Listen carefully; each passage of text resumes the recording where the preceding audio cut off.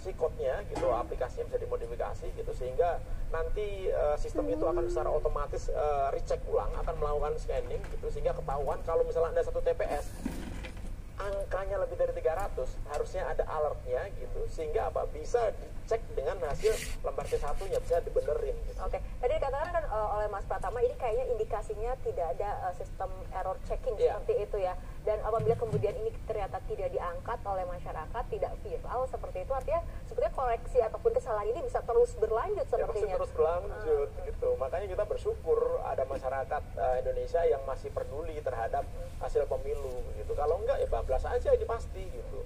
Dan memang nggak kira-kira perubahannya nggak kira-kira gitu. Dari 0 jadi 800 gitu, dari 1 jadi 700 penambahannya. Bayangkan itu satu TPS ya.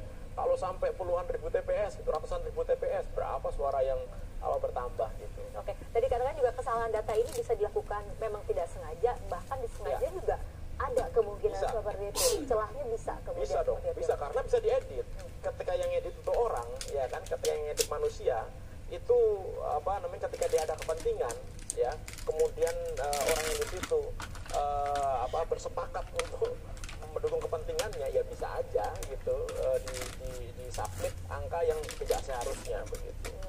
Tetapi harusnya itu bisa dicek ulang sama KPU. Sistem itu harusnya bisa ngecek lembar C1-nya, dibaca, kemudian dibandingkan dengan hasilnya, sehingga bisa dilakukan koreksi. Oke, nah aplikasi ini kan seharusnya bisa membantu publik, tapi kan justru membuat rancu bagi publik. Ini publik sikapnya harus seperti apa artinya, Mas Pratama, menyikapi perbedaan data yang ada di Sirekap, penghitungan suara yang sedang berlangsung, ataupun sama-sama mengawal nih hasil dua ini pemilu? Memang agak berat ya. Kalau menurut saya langkah yang bisa dilakukan oleh masyarakat adalah cobalah sekarang lah tanya Pak RT-nya masing-masing gitu, cek hasil di TPS-nya masing-masing gitu ya, kalau ini nonton Metro TV gitu, cek hasil TPS-nya masing-masing, udah itu buka KPU gitu, kemudian pemilu 2024.kpu.go.id gitu, kemudian cek di daerahnya masing-masing, TPS-nya masing-masing, bandingkan.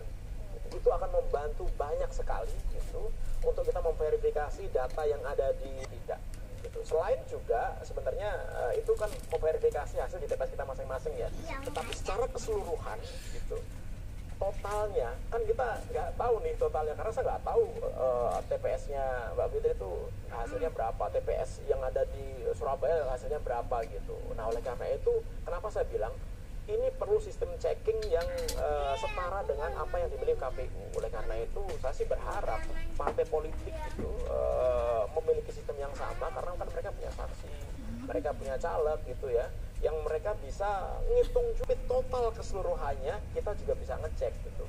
Karena kita nggak tahu kalau misalkan datanya bedanya 10 juta, 20 juta, dari mana kita ngeceknya? Kan kita nggak punya kapasitas untuk melakukan pengecekan itu gitu, kecuali kita punya data yang sama untuk melakukan verifikasi gitu. Dan ketika kita berbicara masalah sistem IT, apalagi terkoneksi ke internet, bisa dimasuki oleh si hacker ini, dan hackernya hacker yang profesional, jangan main-main gitu. Dia bisa ngapain aja di dalam, apalagi ketika mereka mendapatkan akses sebagai root atau super admin, mau merubah suara, mau rusak suara, mau modifikasi suara, mau ngapain aja bisa gitu. Pak Mas Pratama, artinya apakah ini untuk audit forensik IT itu sendiri perlu dilibatkan pihak eksternal?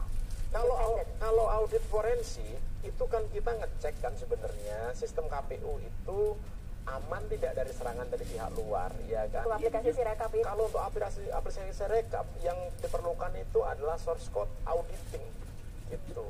Kenapa? Karena kita mau ngecek sistem Sirekap ini benar-benar melakukan tugasnya dengan benar apa tidak. Ada nggak akal-akalan di dalamnya? Ada nggak code yang bisa memodifikasi pokoknya pasangan nomor sini gitu harus ditambahin angka segini gitu. Ini bisa ditelusuri, ini bisa banget, cari tahu. Bisa banget dong gitu. Ya bisa banget. Oleh karena itu kenapa sistem ini perlu dicek gitu, karena kenyataannya kan memang suaranya jadi kayak gini kan gitu, perbedaan antara sistem yang ada suara di C1 sama suara yang di Sirekap gitu. Sebenarnya kalau kemarin dari awal gitu aplikasinya itu udah handal, udah oke gitu, gak akan ada rame-rame gini gitu. Nah semua orang nuntut seperti ini kan gara-gara apa? Karena mulai nggak percaya nih, bener nggak sistem Sirekap itu menghitung sesuai dengan algoritma yang sebenarnya gitu, bener nggak? Sirekap itu hitung dari lembar C1 itu benar-benar sampai ke pusat. Bener nggak setelah hitung-hitungan masing-masing TPS itu tidak ada rekayasa jumlah total dari pendapatan suaranya gitu. Ini kan jadi